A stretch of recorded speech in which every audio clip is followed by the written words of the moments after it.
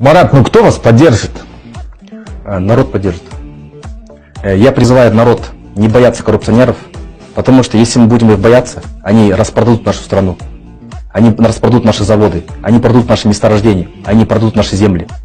Я призываю народ объединиться, и мне нужно 10 тысяч бойцов, сильных характером ребят, которые со мной вместе будут бороться с коррупцией. Если какая-то коррупционная мразь обидит хоть одного нашего человека, мы вывезем этого человека за рубеж на безопасную территорию. Я сам лично займусь этой мразью.